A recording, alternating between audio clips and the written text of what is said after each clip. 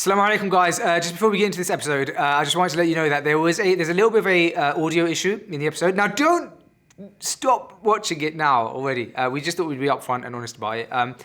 It's a little bit of audio issue, but we think we saved it enough to put the episode out. It's a really beneficial episode that we had a really great time recording with Dan Henry. Dan's an incredibly insightful guy when it comes to business and sales and money making, and we think it will be really interesting to a lot of you guys. So we still wanted to put it out. Apologies to you, apologies to Dan. This is actually the 399th episode of Freshly Grounded, because we've tracked it back a little. But so in around 400 episodes, it's incredibly rare that we have an episode with audio issues. We're quite good at this now, but it just, from the audio mixer to the backup audio, everything just ended up going left in post, and we only realized after. So do apologize, but we hope you enjoy this episode. It's just a little bit echoey at points, but you still get like the brunt of everything, and I think you guys will enjoy it. So enjoy this episode of Freshly Guided with Dan Henry, and apologies again for the slight issues that you might experience with the audio. This week on Freshly Grounded, we've got a man who knows how to turn words into wealth and stories into sales. He's American-born, Dubai-based, a sales machine. He's helped thousands of people make money online and has personally pulled in over $30 million in digital product sales. Entrepreneur, Wall Street Journal bestselling author, ex-hater of Muslims, but now he is Muslim. Ladies and gentlemen, the man who can sell water to the ocean, wisdom to the wise, pebbles to the mountain, recipes to a chef, wool to a sheep, eggs to a chicken, honey to a bee, roses to a florist, hair to the rock. It's Dan Henry! Assalamu alaikum. Did you come up with all those ideas on ChatGPT? Wow. How are you doing, Dan? I'm doing all right. I love the energy. Man, it's exciting to have you on. Yeah, we just switched it as soon as the cameras were on and the mics were on, man. How you doing? I'm doing great. Alhamdulillah. Lovely to have you on, man. We met, last month in Malaysia. Yes, Malaysia, yes. And, I want to say, first of all, loved your energy, loved your talk. Actually, wasn't planning to get into it, but what I really liked about your talk, actually, just before we kind of get into the pod, is it was so value driven. It was like from the minute you started, it wasn't. I think I had an expectation, actually. I think my expectation was inspiration, positive. I had a positive expectation, but it was that I would be inspired, that I'd be motivated, that I'd be left wanting more, and I think that's it. And I was left with all of those things, but something else which I didn't expect, which was a heap of value, so much value, packed value, screenshots, graphs, tables, like explanations, and also being left with more because you're a salesman. And there was that final slide of, hey, by the way, I just shot this extra thing, like scan this code and you can get access. I was like, I wanted to just clap at that slide, but honestly, such an incredible talk, man. Like, thanks so much for delivering that, and I'm really glad that I was in the space for it, because I wasn't able to watch everybody's talks. Especially like before mine, I was like trying to like make sure I had mine right. But it was an amazing talk, bro. Jazakallah khair. Thank you, bro. Thank you so much. I really appreciate it. How did you find GMC in general? Oh, I loved it. I thought it was a great conference. It was a good opportunity to share some of my entrepreneurial knowledge with a new audience, a different audience. Because obviously I grew a big brand in the secular space, and that's been my main audience. And even, I don't talk about it on my like Dan Henry socials and YouTube channels much, but people kind of figure out like, is he Muslim and whatnot? And so I honestly get a lot of hate sometimes from like my existing audience, which I honestly don't, I'm not shocked, right? Like in America, we're not exactly given the most accurate brochure on Islam. So, I could see where they would be like, wait, what's going on here? And obviously right now with everything going on in the world, but it was really cool to go to a new audience and be like, hey, here's some cool stuff you can use, build your business and build a brand, and see their reaction to it. It was great. I think it's cool what they did as well, because the Muslim world tends to be like at least 5 years behind, especially in like tech or content and things like that. And we're seeing that gap become shorter and shorter and shorter. But for you to deliver that, I think like it helps speed a lot of the process up for those kind of 500 individuals in the room, because it it lets them kind of see the content space from a new level, right? Not just like creating content, but here are the patterns. Here's how you analyze content, and here's how you can start from scratch, and why the formula works over and over and over again. And actually giving examples of that was incredible. You were just speaking. I want to touch on some of that stuff a little bit later, and we're going to go into. I want to talk about the sales and the info products and your own social media and stuff. But I kind of want to read it all the way back. You mentioned something just now about how the perception Americans have of Muslims. And I kind of want to start there and talk a bit about your journey and your story. So, you famously stated that, you used to hate Muslims. Yeah. Let's start there. What was your perception of Muslims? How did you kind of grow up in America, Florida, right? Florida. So how did you grow up? What was your upbringing like? And then how did it eventually, I guess, lead you to even thinking about Islam? Well, growing up in Florida, it's a very red state, which in America, that means, the Republicans, the conservatives. They're very which I find to be funny because they're very pro-God, pro-Christianity, whereas the other side is anti-God, anti-Christianity. But if you think about it, you would think that they would like Muslims. Mm-hmm. You would think that would be like, oh no, this makes more sense, right? But it's the opposite. And so there's a lot of, when I grew up anyway, if you were Muslim, you were weird, It's obviously a lot better now, but when I first met my wife, and at the time she was not Muslim, she's from Turkey and she hadn't fully reverted yet or what have you, people were shocked that I had a Muslim girlfriend, because we were obviously both non-Muslim at the time. And she didn't even say she was Muslim. She was just from Turkey. So everybody just assumed it, and they were like, oh my gosh, did you it was kind of like that. And I was like, what's the big deal, But every time you see a movie with a Muslim in America, especially back then, it's, AK-47, Allah Akbar, the image portrayed to us is obviously negative, So you're going to think negative. You just are. It's not like we watch the movie and then go, oh, let me check that Qur'an. We don't do that, right? So years later, I got married to my wife. Then we got divorced. We were divorced for 4 or 5 years. During that time, she reverted to Islam. She was born in a Muslim country, but she never was practiced it. But she reverted to Islam, and I was very upset. I was super upset because we had a son. I understand now. Okay, fine. And I'm thinking, oh my gosh, she's gonna want to make my son Muslim. This is terrible, And so I argued with her at first. I said, you can't do this. I thought it was the worst thing in the world. And after a lot of arguments, I sat down and I'm like, okay, I need to make an executive decision as a father because I can't. Obviously, she's gonna do it, right? So I thought about it. I'm like, well, if he's not Muslim, the world, especially the American world, the school system, what have you, is going to tell him, hey, you had a bad day? Maybe you're a girl. Maybe you're a tree or a bat from planet Zarzar or some weird stuff. But if he's Muslim, as much as I didn't like that, there's no way that would happen. Absolutely. That's what happened in my head, right? So I was like, trans-Muslim. I was like, all right, Muslim, I called her, I'm like, all right, you can make a Muslim. And she's like, why the sudden change of heart? And I explained it to her and she just rolled her eyes. She was like, whatever, right? So then I'm like, okay, I'm a big believer in know your enemy. So I'm like, I gotta get this Quran.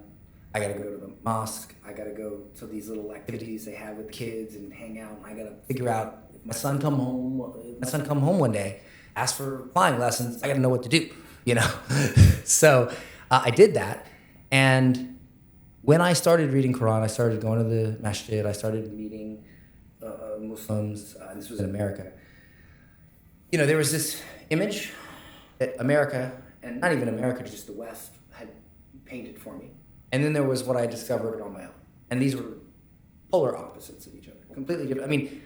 Right down to what words meant, what jihad meant, the battle within your own mind to do the right thing, and just all these just hyper inaccurate things, right? And so as time went on, I realized that I had everything. At that point, I had a $2 million yacht that I could pay cash for. I had a penthouse apartment in downtown St. Pete. best one in the city. I had a great business. I had, I was able to take care of my family. I bought them a home. Like I had everything a man could want. And then of course I had all the haram stuff a man could want as well. Didn't make me happy. Every night I went home and I was like, man, I just want my family. This is not fulfilling, And one day I just woke up and I was like, this is the answer.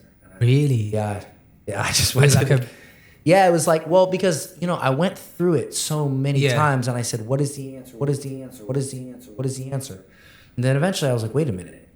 Like over here is this thing that I've been studying for the purposes of making sure my son didn't turn out weird as a Muslim. But it was the answer the whole time because everything made sense. And I was just like, it was like sort of one of those, it was in front of me the whole time moments. And I just got in the car and went to the masjid and took shahada. Wow. Yeah. Well, that actually doesn't surprise me because, you do come across as somebody who is, if you look at the back of our hats there, this is not a problem with the hats, but it just relates. So if you turn the hat around, the freshly grounded hat, there's this thing on there, it says, be the one who did. And the reason we have that saying, like, in freshly grounded is because I think, like, anytime we've seen any level of success is because we decided to be the ones who did. Just got it done. You see in the game earlier. It was like, we could have sat there and ummed about it, we just did it. And I think there's, like, something in that, there's people, people talk about all the time in business, everybody has a great idea, but the one who's actually going to be successful is the one who actually executes. Everyone's got the $1 million idea, they say, right? So you seem like you're good at making decisions, making fast decisions, and then kind of like, building the plane on the way down, as they say, or whatever the saying is, building the parachute on the way down. Jump in the deep end. Yeah, so I guess it doesn't surprise me, but it does because it's such a big life decision. And how did your life then pan out from that moment? I imagine there was vast changes you had to make. Yeah, I mean, it was 2 weeks before Ramadan.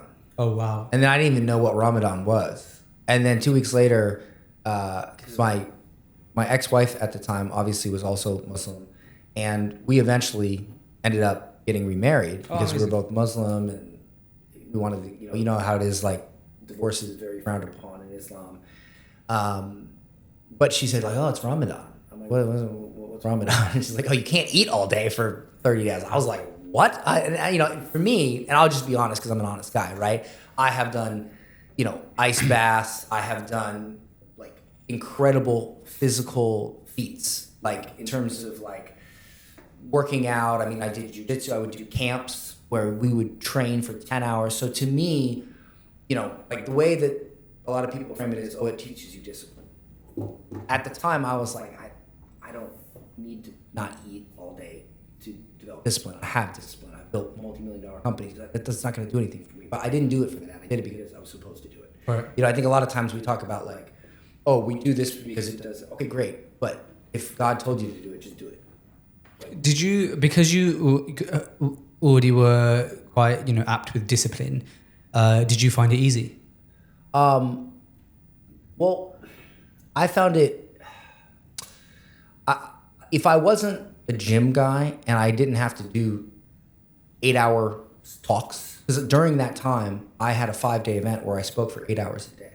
And I did it anyway. And I fasted. The first 2 weeks, I was fine. The second 2 weeks, I couldn't do it. I had to stay up all night and kind of switch my sleeping schedule because my body was like, I don't care what religion you are, bro, we're shutting down. Like, my body was done, And so the first 2 weeks, I don't think you're meant to do an 8-hour talk on while fasting. So that's what I'm saying. Like, if I wasn't a gym guy, if I didn't have 2 to 3 hour training sessions, I wasn't a speaker, it would have been fine. It would have been whatever. So the fasting and all that wasn't a big deal. It was doing all that stuff while fasting that was really difficult. But I did it anyway, because I'm an all or nothing type of guy, right? If I'm supposed to do that, I do it. I give my zakat. Now, I will say this. I'll be honest with you. You know that story of the man who only did his obligatory prayers, only gave his zakat, and what was the third thing? Just all the obligations, basically. He just did, like, the bare minimum. But he obligations. We did all of them. But he did it. Yeah. And, like, Prophet, may peace be upon him, said, like, hey, he's like one of the best of us. Well, he's the man of Jannah, is what he said. Like, he's going heaven. Favorite story. I'm like, that's me. That's me. Well, bro, look, if you're doing your obligations, like, that's the thing that you're meant to do, right? And, like, Islam is not meant to be hard, right? And it's applicable to all people of all times, all generations. So, like, of course, right? Like that's a big part of it is having that. If you can do every single one of your obligations, it's a great place to be in. If you live the life that I lived prior to Islam, I'd be happy just to get in the front door and sweep the floors in Jannah. Like that's good for me. I don't need to get to the highest level. I'll just be thankful if I get in. Well, the great thing is that inshallah, all of those deeds were not only forgiven but replaced with good deeds, which is just shows the mercy of Allah. It's incredible. So, I hope so. okay, so you did Ramadan, and then so how old were you when you converted? I've been Muslim 3-4 years now. Okay. I think. Okay. Something like that. 3 years. So that would be I'm 39 now, so 36. Blood, you do not look 39. Yeah. That's why you work out and drink water. Yeah. That's why you work out and drink water. It's so funny. I just saw, who's that guy on social media who does the New York City subway videos where he's like, "What's your take?" Have you seen those videos? And people give a take. Have you seen those? He's like, "Oh, what's your take?" And they'll just like have this like random take. You've definitely seen him. If I open Instagram, it's probably gonna be the first thing that comes up. No, it's not now. This guy. No. No, not him. He this guy. You've not seen this? No one's seen this. I've never seen it. Bro, it's called Subway water, Takes. bro. Like Anyway, gallon think of water about a day. he was basically someone came on his thing and said that water, like his theory is that we actually don't need that much water, and he was like, it's like the water industries are trying to like sell you, like take water from tap and sell it back to you and all this kind of stuff. It was, Well, that's why it looks like Castaway. Yeah. Well, no, actually, it was a different guy, but it was funny. Yeah. You look incredible and nomadic for someone who's 39. But 39 is still young. You're still in an Islamic sense in your youth. I think youth in Islam starts at That's why I stops like at 40. Islam. Yeah. Now I'm young again. But okay, so Ramadan's done. You know, you're in the flow of things. Let's just take us like on a journey, kind of from like post Ramadan. So like that's like your first one to now, and how that journey's been and how your life's panned out as well. Because you've made some like quite big decisions in that time as well. So you went from, you know, you just mentioned the yacht. I believe you sold the yacht. Yeah, I sold it. Bought some property in Costa Rica. Sold that property, and we'll be buying more property in Dubai. Obviously, Dubai is like the place to buy and flip property, and I love buying and flipping property. So Yeah, I mean, buying flip property is what we do out here. Yeah. Oh, yeah. It's just like a Tuesday, right? Yeah. You know. I think the same kind of thing.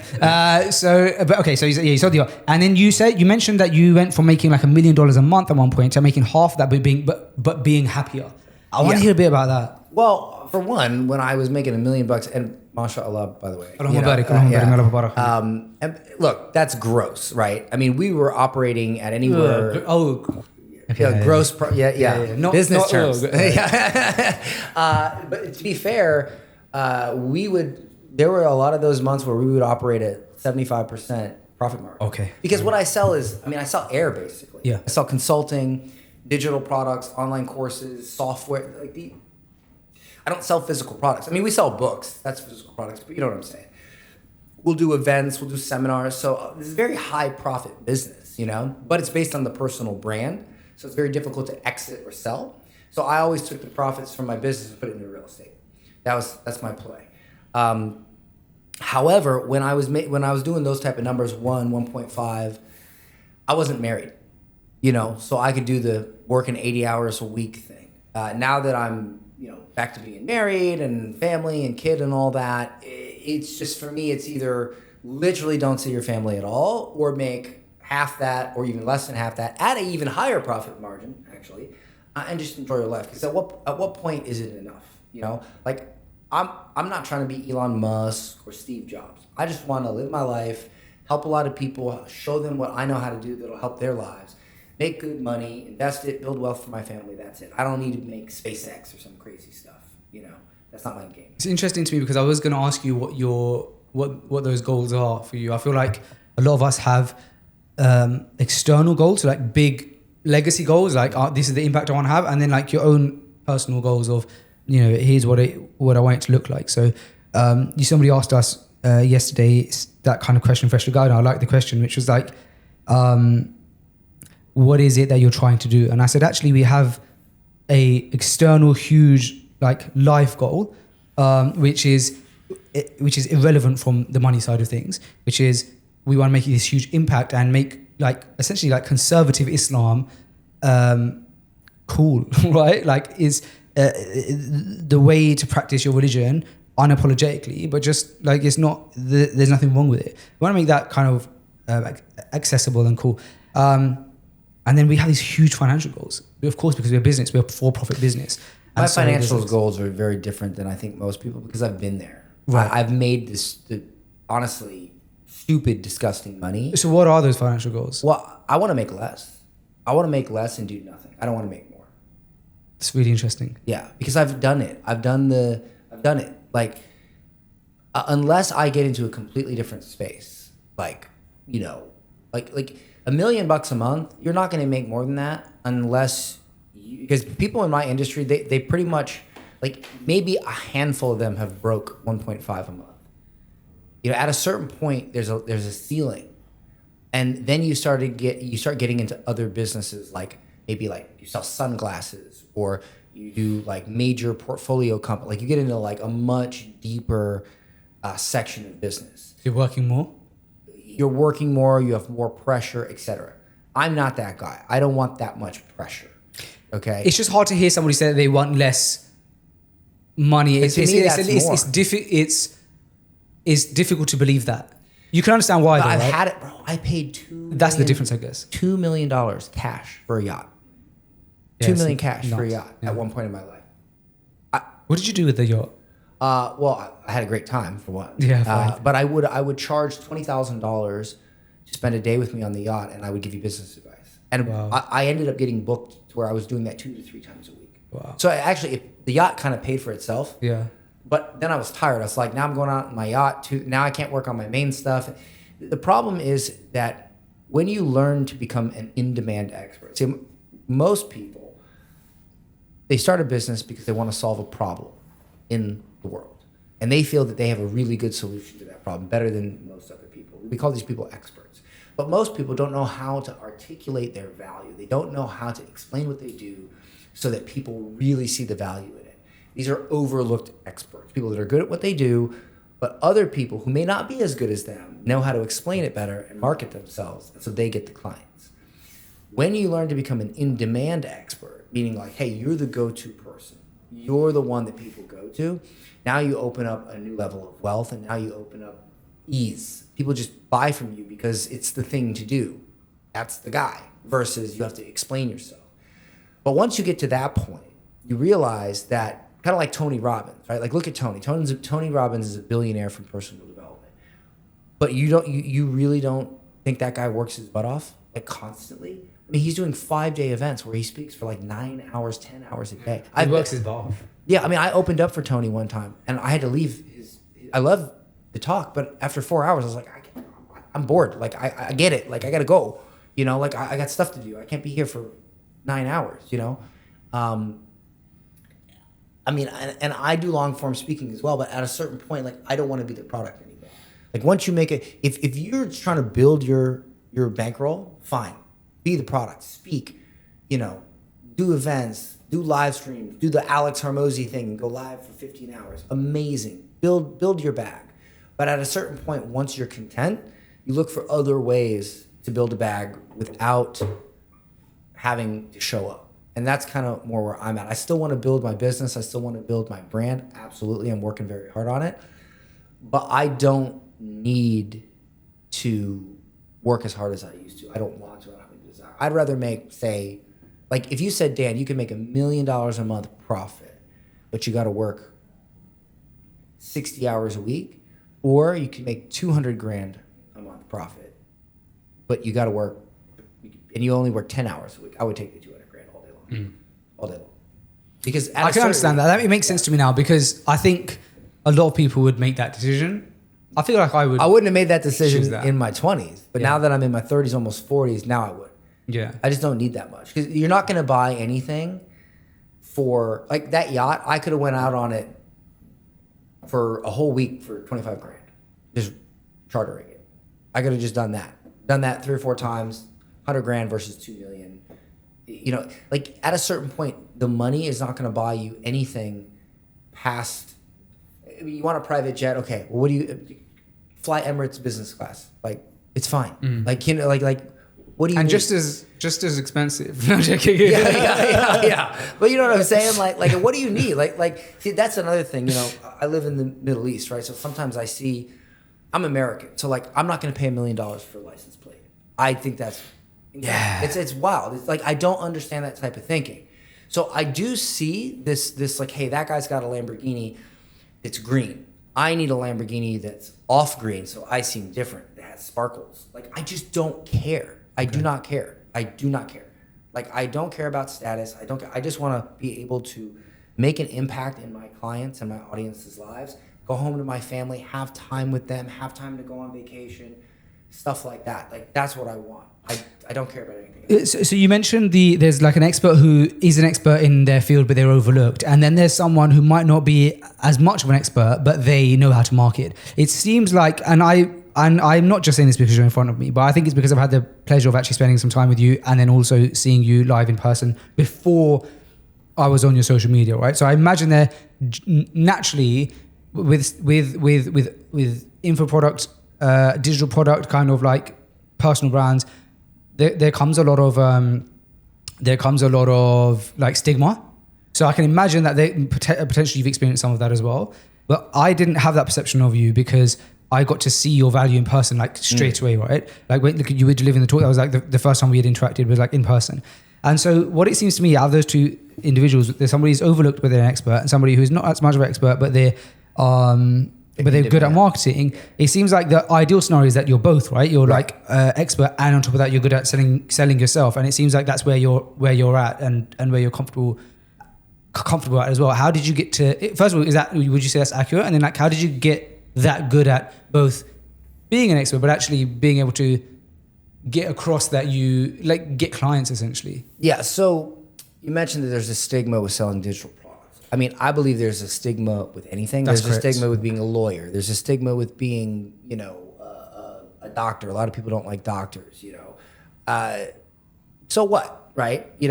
But at the same time, it's true because I think too many people, and this is why trust is so low in the market, too many people got better at selling than they did actually delivering. That's quite. And when I was coming up, so I'll give you an example. I owned a restaurant. I didn't know how to market the restaurant, so I learned Facebook ads. I was able to then make that a very successful restaurant. When I sold it and I started building an online business, I'm like, okay, I'm going to help people run paid traffic to build their businesses.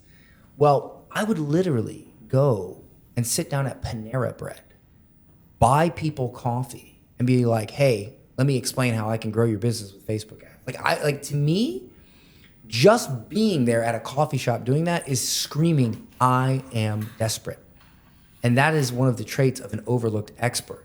They try to get clients in a way that shows automatically that they're not in demand. Then I learned, okay, people who are in demand, they market themselves in a way that says, hey, I'm in demand. Like, you have control over it. So I started doing Zoom presentations because think about this. If you come to a presentation, whether that's in person, whether that's on a Zoom, because I did them at local hotels as well. Like I would do a presentation where I'd say, hey, come at this day at this time, 2 p.m. at this hotel. Well, whether you're sitting there on a table or you're attending a Zoom room, now instead of me being a salesperson who is convincing you of my value over coffee, now I'm a presenter.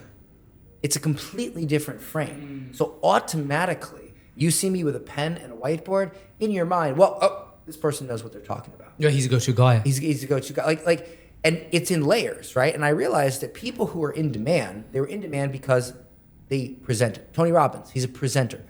What's the most valuable computer company of all time? Apple. Apple. Who sold Apple to the world? Steve Jobs. What did he do every year to sell? Present. He did presentation. Okay? Tony Robbins, he sells through a presentation. Yeah. Okay? Most life coaches are broke. He's the only billionaire life coach. He's a presenter. He's not in the life coaching business. He's in the presentation business. There was a company I used to work for. Do you remember Billy Mays? No. Okay, so Billy Mays was a famous TV pitchman who blew up a company called OxyClean. Okay. Now, in the 1990s, OxyClean was doing $10 million per year. Simple laundry detergent. When they got into the infomercial business and they created a presentation that they would play on TV, within a few years, they were at $100 million a year. You see, Tony Robbins did the same thing OxyClean did the same thing Steve Jobs did. They didn't just stay in the computer business, the life coaching business, the laundry detergent business. They got all into the presentation business. And I realized very quickly that no matter what you do, if you really want to grow and be in demand, you have to be a presenter. And so I really focus on learning how to present, how to do amazing presentations, speak from Zoom, speak from stage. And then eventually I realized, wait a minute, what else do in-demand people have? They have books, which is a written presentation. You know, there's a book called Extreme Ownership by Jocko Willink and Steve Babin, I think. And it's all about how to lead from a couple of Navy SEALs. Well, when you read that book, they have a multi-million-dollar coaching company where they teach executive leaders how to lead better in their companies through the lessons they learned when they were in the Navy SEALs. So again, and they present, they do speeches, they do seminars. So when you present, when you have a book, you automatically, just by having that, seem and become more in demand. And another thing is there's a thing called the herd effect. Have you heard of this? It's a psychological phenomenon. So do you remember Pokemon Go? Yeah. So there was a day where thousands of people stampeded Central Park in New York City because of this Pokemon Go character that appeared on their phones. Okay. And people just did it. Why? Because everybody else was doing it. Remember the ALS Ice Bucket Challenge? Yeah. People were dumping ice water on themselves. I promise you. I've read the studies on this. 90% of people had no idea they were doing it for cancer research. They just did it because other people were doing it. If somebody starts, I saw a reel the other day.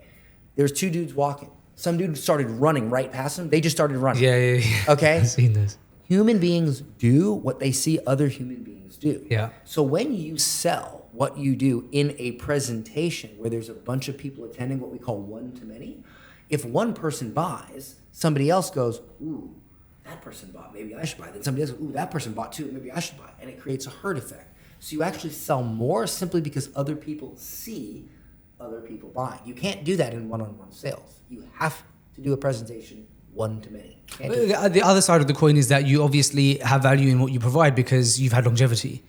And you might be great at selling, but your product is also very good, right? Because otherwise... Well, sure, you got to have a great product. Yeah. I mean, I hate, the one thing I hate more than anything is teaching people how to do this who don't have a good product. You got to have a good product. But when I was a complete nobody, I did my very first presentation. Well, I did one, it bombed, and then I went and actually learned how to do it. And then I did one, and I did 48,000 in a day. Wow. I did it a week later, I did 52,000. I had my first 6-figure month, and it was just bringing people to a Zoom room and saying the right thing. Is the Zoom room the product, or is that free and then you're selling the product? Yeah, so here's how you do it, right? You have to sell two things, right? When you sell something, you have a market, you have an audience, you have people who have a problem. Your offer is to solve that problem. But most people just try to sell their offer.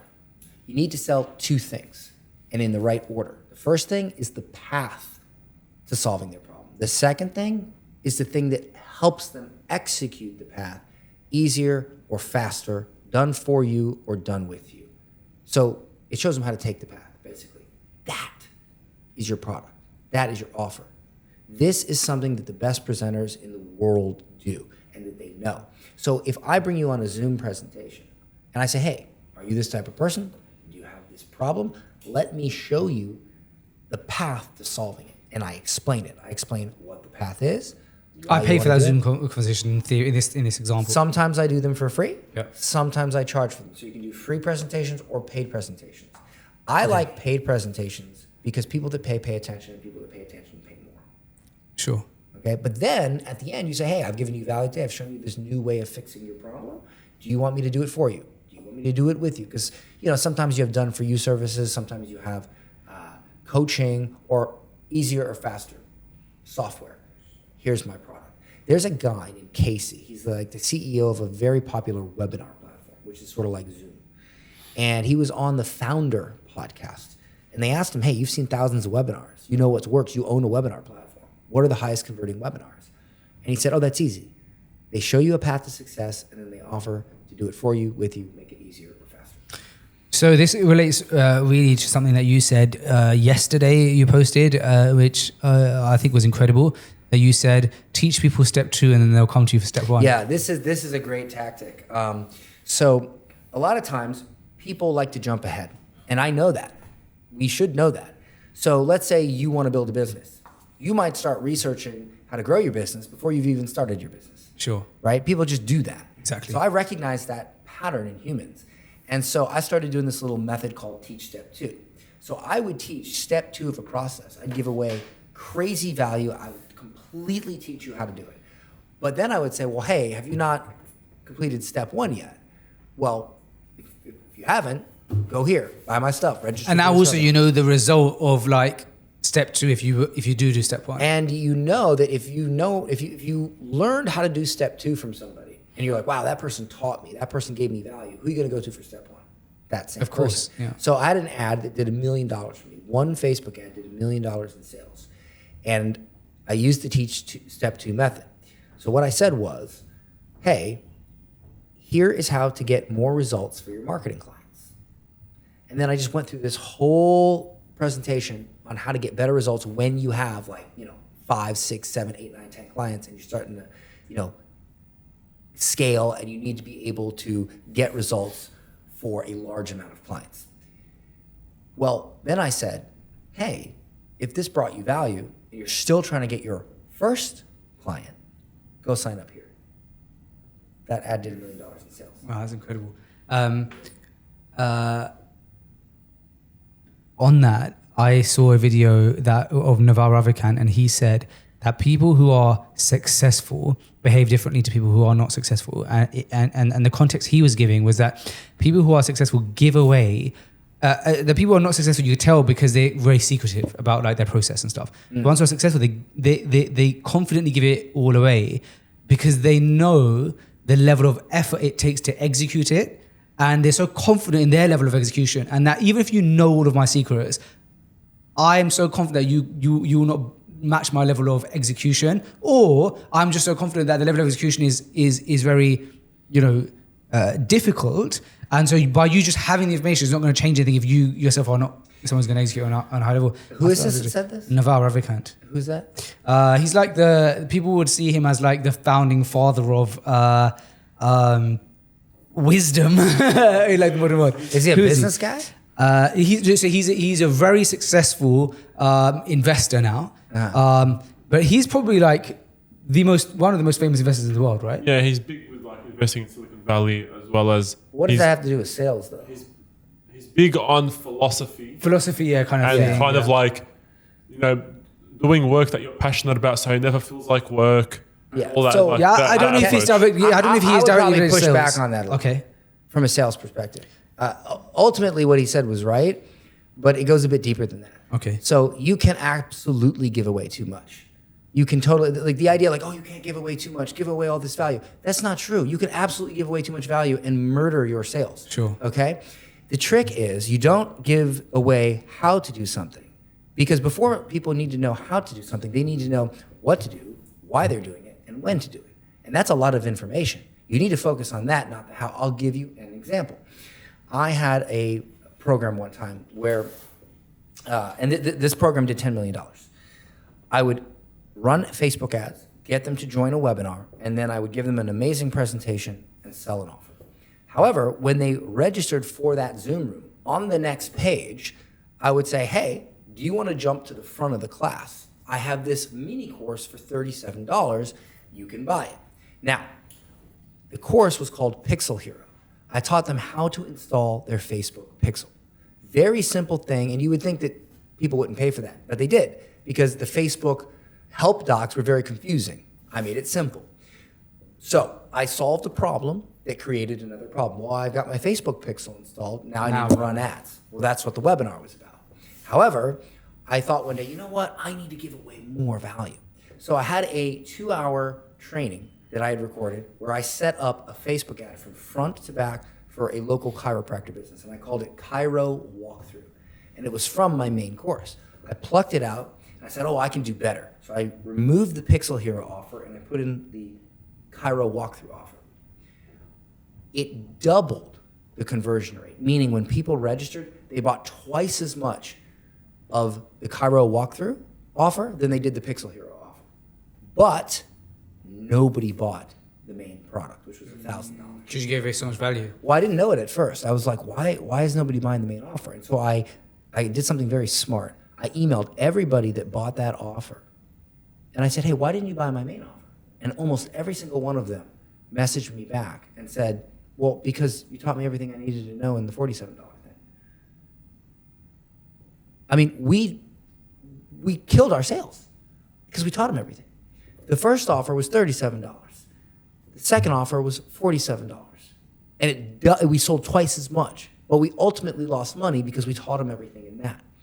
I switched it back, boom, sales went back. So you can absolutely give away too much, but it's not about giving away too much. It's about giving away too much of the wrong thing. Mm-hmm. If you give away the right thing, you can give away as much as you want. You can give away 10 times, 100 times the value that most people do. But it's not about how much value you give. It's about what value you give. And if you choose the wrong thing, it absolutely will murder your sales. It's incredible how granular you are on your processes. It's quite inspiring, actually, because the fact that you contacted those individuals to try and understand why they didn't purchase the big offer, and then you could tweak it. I think these are the traits that perhaps separate you from the 99%. Do you agree with that? I mean, I'm going to sound arrogant when I say this. Because you seem hyper-focused and passionate. I'm going to sound arrogant when I say this. So I just, that was common sense to me. Yeah. Complete, utter, they didn't buy. Well, let's ask them why they didn't buy. That to me is just, a 5-year-old could figure that out in my brain. But I realized when I started working with clients, most people didn't even think of that. And it's probably just because, I don't know, maybe God put something in my brain and probably people like me that made that the obvious thing to do. I don't know. But one of the reasons I do what I do is because I realize a lot of people don't think like that. I realize a lot of people don't know how to do this stuff. And maybe it seems easy to me because I spent 20 years learning this stuff, and so it just became obvious. I don't teach people more information. I don't teach people complex information. I take information, make it simple so that people can actually do it and make money. That's my bread and butter, making it simple so you can actually execute. That's how we've had 2,500 high ticket clients, and we have helped thousands of people create 7 and even hundreds of 8-figure businesses. I go to a conference, we'll have 300 people come up to me and say, Dan, you helped me make $1 million. I mean, can you imagine 300 people in one conference? Like literally said, I have $1 million business, I learned from you. It's wild. It's almost like I look back and I think, how could I have been around that long? Mm-hmm. I mean, it's been 13 years, but how could I have been around that long to make that sort of an impact? And there was one guy, couldn't get Christmas presents for his children, bought one of my programs, and on Christmas Eve, got a sale, made enough money, got to get his kids Christmas presents. And now he has like a multi-million-dollar company, which hilarious. He hates me now because I became Muslim. Really? He's a diehard Christian, and he made all these horrible videos about me. Really? Because I'm a Muslim, and I was trying to say, hey, look, this is the real Islam, this and that. Isn't that wild? And I've had that happen a lot. I've literally lost a lot of clients because of that. That is interesting. Actually, on that point, I know Ibrahim has a question for you, but before we go to his question, you did actually create a second brand, white Muslim guy. Yeah. And it was quite interesting, watching your journey. And you had it on a YouTube channel and an Instagram page. What was the thinking? It was when we kind of showed it at GMC Summit. It was interesting because you were basically explaining the formula for growth on socials, and then there was I think you posed the question of but how do I know that this actually works and it's not just Dan got lucky? Right. And it's well, I did it again, and that was incredible to see. So why did you create that page? How was it growing that, and ultimately why did you kind of stop working on it as well? Because I saw recently that you kind of closed it down. Well, I wanted to do something. One thing that irritates me is people who hate Islam because they think it's something that it's not.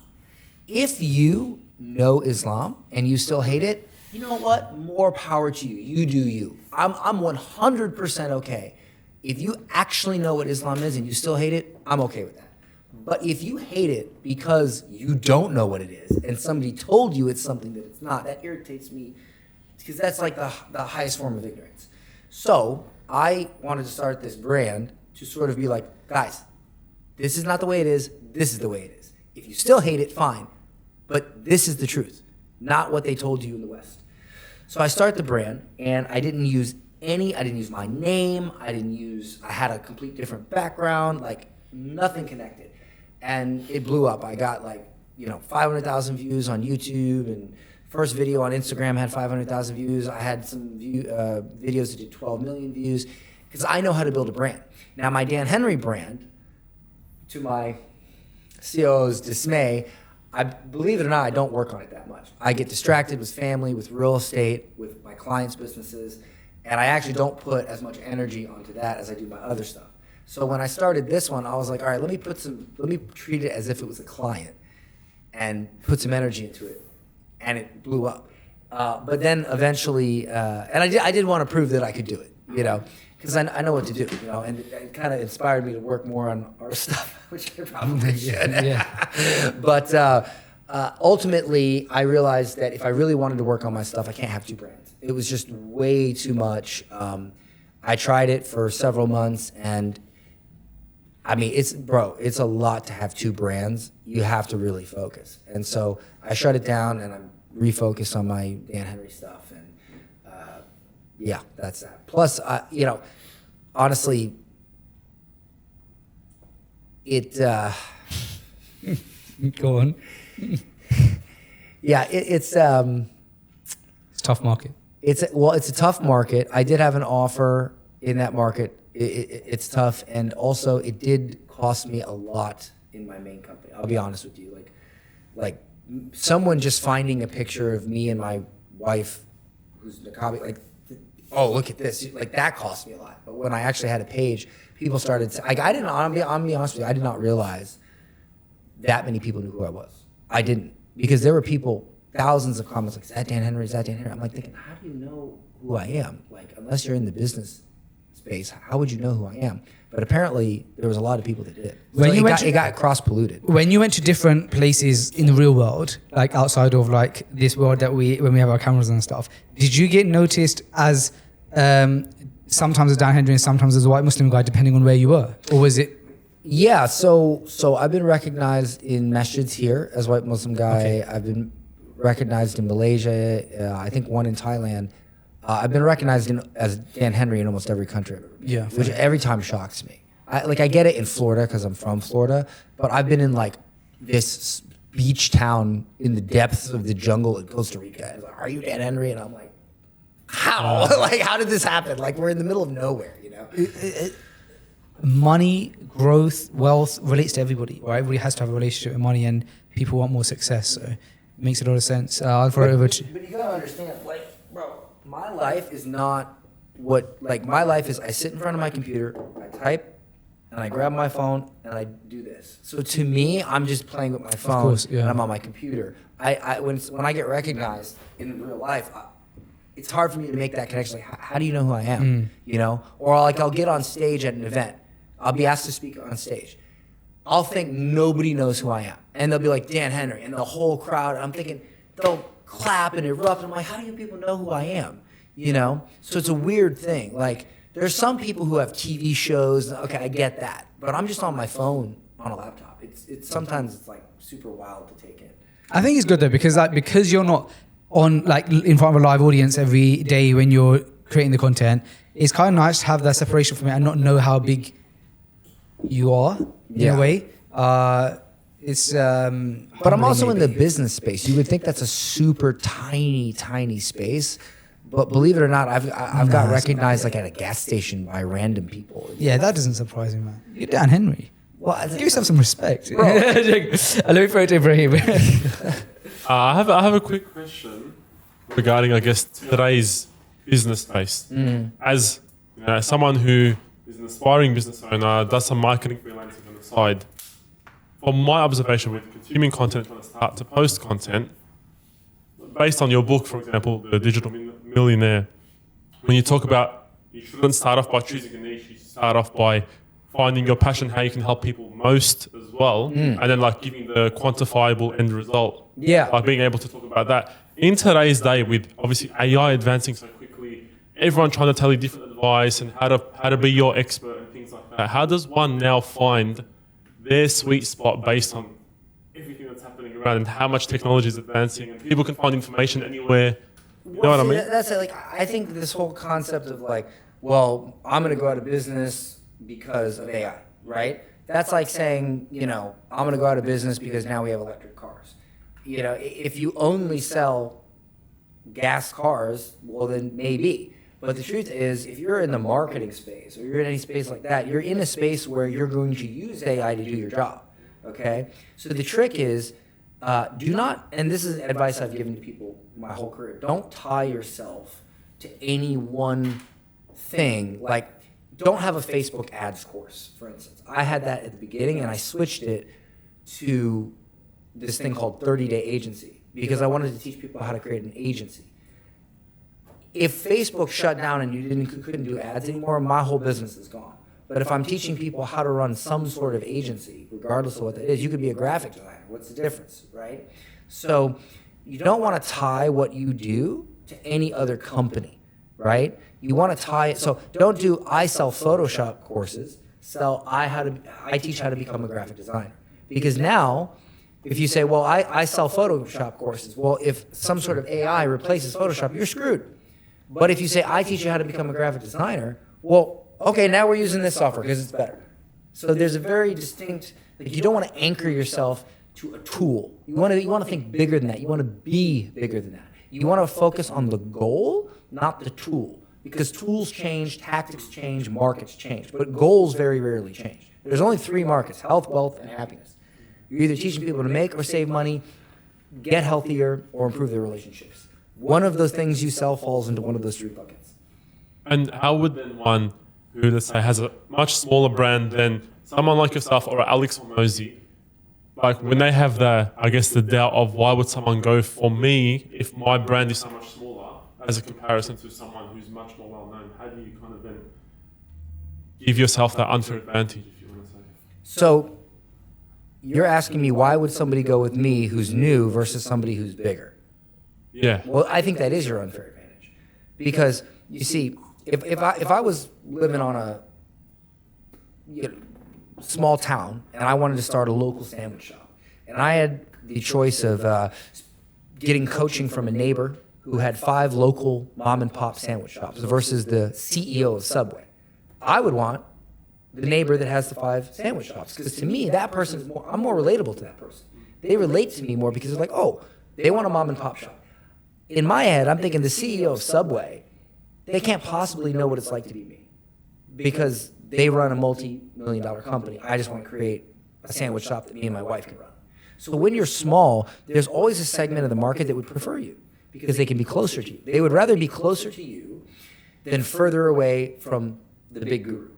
But as you grow and you get clients and you make impact, you grow a bit bigger, you grow a bit bigger, you grow a bit bigger, and eventually you become the guy that you can't get close to.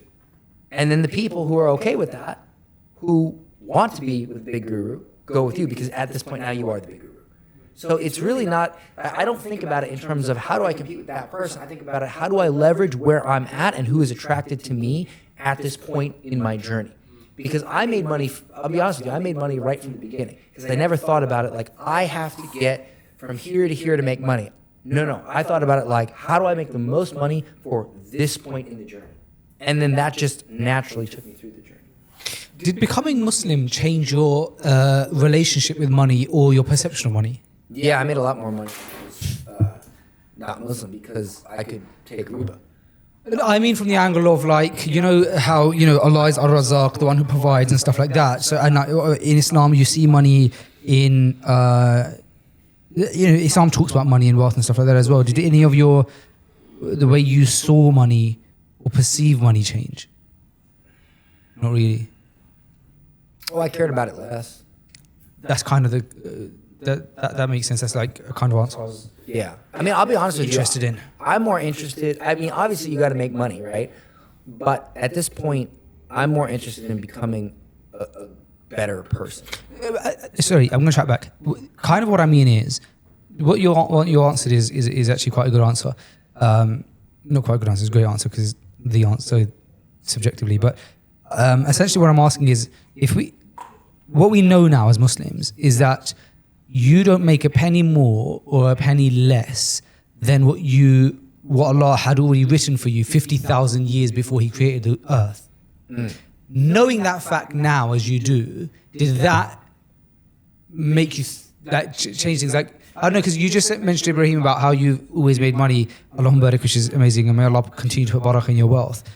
And it made me think of the fact that when you're not Muslim, you almost have this complex where you think that I made the money, it was from me. But as much as there's truth to the fact that you worked hard and you earned that money, there's a ultimate truth, which is that Allah had written for you to have that money. So did you ever struggle with that? I don't think about it that way. Fine, it's too. No. I think this is a misunderstood concept. And this is obviously my opinion. Okay, fine. But this is all Allah has written for you, right? There is a hadith that says there was a man who didn't tie his horse because he thought, oh, well, Allah will take care of it. Yeah. And I believe Prophet, peace be upon him, said, no, dude, you got to tie your horse. Yeah. So to me, I could sit there and say to myself, well, it doesn't matter. Like, Allah has already written what I would make. So why am I going to worry about it? But that's not how I think. I think, no, Allah wrote what I'm going to make because He knew I would be just a dedicated. Of course, you know, it doesn't take away. Like, I'm not even going to think about that. I'm just like, Fine, I'm that going was to a question, pretend yeah. like He didn't write it for me. Like, I got to do it myself so that I have the motivation to do it myself, even though I know that that's what happened, but I'm not going to think about it. Yeah, I mean, no, it makes sense what you're saying. That is what I was. I'm not going to rely on that. Of course, no, that's not. Which is the right way to think, by the way. You still have to work hard, and there's still hard work involved, and so, because also, by the way, how you make that money is, in a way, like, okay, this money's written for you, but you're going to earn it through haram and stuff like that, and you know. And I definitely earned some. No, I mean the thing is when you're in the U.S. because of these small business loans and things like this, you go to invest in your business, whether that be consulting, coaching, whatever. You can get a loan quite easily. Pay a consultant; they can come in, teach you how to do something in your business, whatever, and you're good. And so a lot of people would get these loans that paid me, but when I became Muslim, I stopped accepting those because we had an agreement with a company where if somebody like wanted to buy from us but they didn't have the capital, we would hook them up with the company. We had a partnership with the company, and the company would get them a loan, right? And it would be like kind of high interest. And so I would always tell them, look, only do this if you're going to take it seriously because you want to pay it off quick because there's a high interest. But when I became Muslim, I didn't feel right about being like, oh, hey, dude, it's like 12% interest. Like, you better work hard. I was just like, you know what? But because of that, we lost about 60% of our revenue. 60. Because we had, people don't realize this, but a lot of money in the U.S. flows through loans. Really? Oh, yeah. Nobody buys properties cash. It's all mortgages. I mean, all mortgages. Like the guys that get rich in real estate, they don't buy cash. Yeah, I've seen something about like some of these guys who are like ultra wealthy in real estate, but it's like they use the debt from this to put into this, and then they borrow on that. And it's I've seen that. I've seen videos of people breaking that down. Yeah, dude, so but see, have I. like, you see the way you're talking about it as if it's this like foreign thing. Like to me, this is my whole life. Like we literally know how to move debt and loans around. But when I see it, it's nuts because I'm seeing this guy who's like multi-millionaire. I'm like, but why are you borrowing? You know, like Grant Cardone became a billionaire. That's I saw one of his breakdown videos. Yeah, and I mean literally, like you can put down, $50,000 and leverage a $500,000, $1 million home, improve it, sell it, make $200,000, and then you only put down 50. It's wild. Yeah, if you know how to do it in the right order and the right timing. But it's all just based on debts and loans. It's very similar in Australia. In the property industry, it's like that. Because property development is so fast growing there, people are doing exactly what you said. They'll loan it to buy. obviously they'll improve it, then they'll sell it, then they'll get another loan at a bigger house, and keep going like that. I had to stack so much cash to continue my real estate investing career I can imagine. because I can't, dude. It's I'm not gonna lie to you. It's hard making money as a Muslim when you're from the U.S. because we have so many ways to make money that requires us not to have money. Yeah. Now it's like, well, now I gotta have money. And I have money, but a lot of it, it's tied up in other property, right? So whereas in the U.S., if I wanted to buy $1 million property, I could just grab 50 grand and be like, it's mine.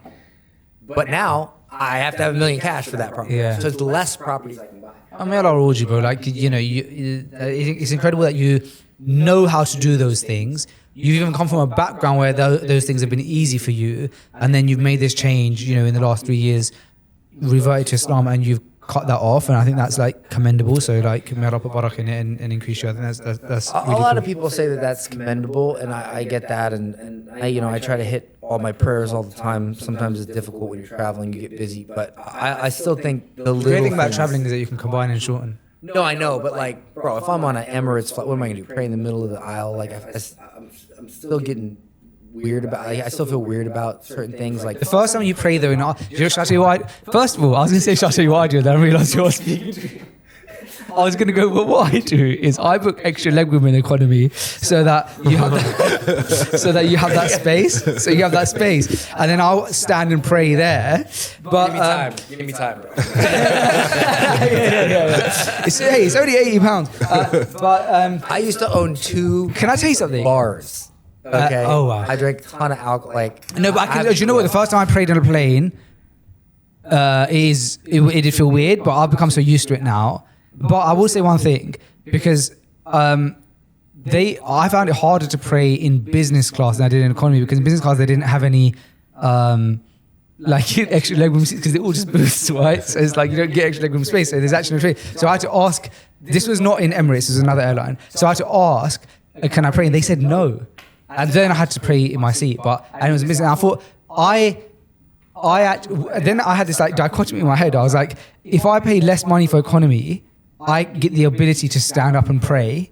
Versus when I'm on this particular airline, if I pay more money and get the luxury of business, but I can't stand up and pray, what's more valuable? You're getting the dunya, not the akhirah. It's like I'm not saying it's that, bro, this is like expert mode. Yeah, I'm just over here just trying to like hit the fire when I'm at home. It's journey of life, and it's so nice being around you, and like all us guys and stuff. We all live in the same city, so you're always welcome, kind of around us and stuff like that. And we'd love to stay in touch. And Bob, I appreciate you even like shouting me back about the podcast, because we kind of spoke about it a little bit in Malaysia, and then you got back in touch and we were able to make it happen. Then I was kind of like, there's always a bit of like, oh, can we do this, can we do that, and we made it happen. So I really do appreciate your time. I value your time a lot. I think what you're doing is incredible.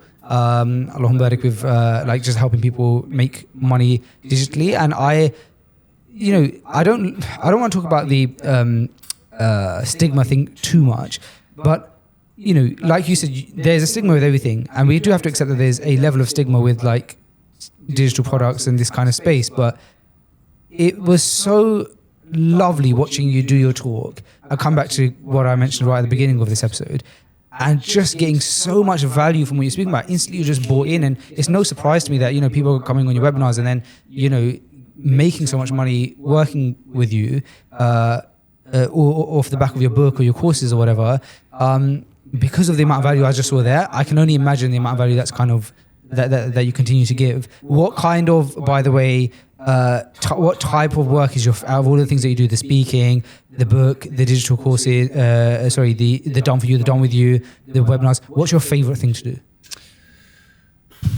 So we have a mastermind where I do these weekly calls, and entrepreneurs will come on and they'll be like, hey, this is how I'm going to pitch my product. Hey, this is how I'm going to frame my offer. Hey, this is a decision I'm going to make in my business, whatever. And they'll have thought about it for months and months and months. They'll come on a call, they'll ask me, and I'll just be like, nope, do this. Nope, say that. And it's not because like I'm super genius. I've been doing these calls and these group sessions for almost 10 years. I've heard, at least in our industry, I've heard every possible problem that you have. And I've already solved it 50 times. Now, again, I've just been in the game long enough. You know, in jiu-jitsu, we call it mat time. You know, you've just been on the mat for so long, you just know things. And my favorite part is being able to have someone who has been thinking about or struggling with a problem would make a major impact in their life if they had solved it. Come on a call, and in 10 minutes, I can solve it for them. Just because I've been in the game. So That must be very rewarding. it is very rewarding because, I mean, this is why I say people will come up to me at conferences and just be like, you help me do this, you help me do that. Because I'll have people that, like, they'll get a year access to these calls. They'll come on 2 or 3 calls, and then I never see them again. Because whatever that issue was, we just fixed it. And there was a guy that came on. I'll never forget this, right? He comes on, his company was doing $70,000 a month. Most it ever made was $150,000. And he wanted to buy a brand new house for his wife. And he says, well, Dan, because it was a very large investment for this program, he wanted like close access to me. I do charge a lot for like the one-on-one type of stuff. And he said, look, I can either buy this house or I can invest with you. And I said, well, look, man. I was like, is this a house you want? Like, is your dream home? He said, well, it's not my dream home, but it's nice. I said, okay, what's your dream home? And he says, well, it's this home, which was like double the price. I said, do you think if you work with me for a year, you're going to make enough money to have your dream home based on what you know about me, what you've learned from me so far, all these things? Like, do you believe it? And he says, yeah, I do. I said, okay, well, I promise you if you make this investment, I'll do everything in my power to make sure that you don't have to get this home, you get the dream home within a short of amount of time as I can make it. So he ends up investing with me instead of the home. Wow, for me, that sounds like pressure. Well, okay, now listen. If I had been early in my career, I would have never said that. I'd have been too nervous. But at this point in my career, bro, I know I can fix it. Fine, Like, okay. I have no, and I already heard what his problems were. Like, it was easy peasy, lemon squeezy. Okay. 2 calls he comes on. 2 calls. Comes on, and I said, bro, this is the problem. Like, your offer, the way you explain it, who you're, it's all messed up. Do this. A few months later, he was doing $750,000 Wow. a month. He actually made his investment back in 30 days. Wow. He got up to $750 a month. I believe, if I remember correctly, he not only bought his dream home, but he bought a bigger home. Wow. And his name is John, and I've got a screenshot of the testimonial, and here's the funny thing is I have hundreds of stories like that. Wow. In 13 years, I literally have hundreds of those stories. Yeah, 13 years is a long time. Yeah, it is. Yeah. Does it frustrate you when like there's like newbies in the space who've been doing it for 6 months? Oh yeah, because they'll get on, they'll talk to my team, and they'll be like, "Well, what makes you different from this guy?" And I'm like, "This guy's been here for 5 minutes, you know." Or I'll this is another messed up thing. One time, a dog trainer comes, signs up for my stuff, right? The guy had never, most he ever made in his dog training business was like $1,000 in a month, like just starting it. I go, do this, do that. Bam, hits 10 grand the next month. $10,000 a month. You know, this is one of my more newbie programs. I've got a variety. And a month later, I see his Facebook, and he's like, "Hey, learn how to sell your own online course." Oh no. And I'm like, "Bro, you just got here. Like, you didn't know nothing. Yeah. I tell you exactly what to do. You make 10 grand the very next month with an online dog training course, and now you want to teach people how to, you know." And so a lot of people do this. They look at guys like me, or whatever, Hormozy or whoever. Not that I'm putting myself on the same level, but and they say, "Oh, they're making money doing this thing. I want to do this thing." But they miss the fact that we're making money doing the thing that we're amazing at. You're not amazing at it. You don't know what you're doing. So by doing that, you're not only going to give us a bad name and make the industry look bad, but you're choosing to be a bad person. You're choosing to be immoral and unethical. And if you're Muslim, bro, like astaghfirullah, like that, to me, that's the height of wrong. To take money for something you don't know how to do. Like I can't even comprehend how you could do that as a Muslim. I don't even can't even comprehend how you do it as a human. And so it's giving guys like us a bad rep in the space because so many people are doing it. They do not know what they're doing. That's why I start on my YouTube channel. I started uploading coaching sessions that I've done with people to show like, oh, okay, you guys think you know what you're doing? Let me upload. Let me show you what it looks like when I coach somebody, when I mentor somebody, and I upload them. And they don't get a ton of views because it's kind of niche content, but we get a ton of clients from them. Yeah, I can imagine. Because people watch it like, oh, well, okay. I need this, yeah. Yeah. So it's a tough space, but I'm really good at it. And I really think you should do something that you're good at, that you're capable of, rather than something that you like or you're passionate about or you think will make money. Because if you're good at something, you'll become passionate about it, you know, whether you are or you're not in the beginning. That's incredible. Dan, it's been amazing having you on. Thank you so much for your time. I've gained a second brain, it feels like, just by speaking to you. So I really do appreciate your time. What's next for Dan Henry? Well, I know recently you were pushing your epic pitch challenge. Yeah. So what would be next? Is it still that focus? Is it something else? So that was like a 5-day online event that I did. I'm doing a lot of traveling coming up. So we have a 1-hour presentation that I do on how to become the most in-demand expert in your space, even if you're new. I mean, I can offer that to your audience as a free training if you want. Oh yeah, appreciate that. Please, yeah. You want me to drop a link? Yeah. Send me the link over to me. We'll put it in the I'll send you the description. link. You can put it in there. But yeah, it's just a 1-hour training, so it's a lot shorter. It's a lot easier for people to attend rather than multiple hours. And whether you are just starting out or you've been in business for a while, it will show you how to position yourself as in demand and make selling easier. Because when you're in demand, you don't have to sell hard. People who have to sell hard are the people who aren't in demand. You know.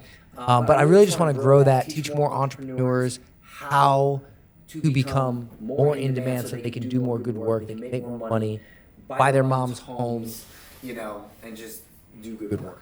Thank you so much, man. I really appreciate your time. Dan Henry, Jazakallah khair. Thank you, man. Thank you, brother. Assalamu alaikum.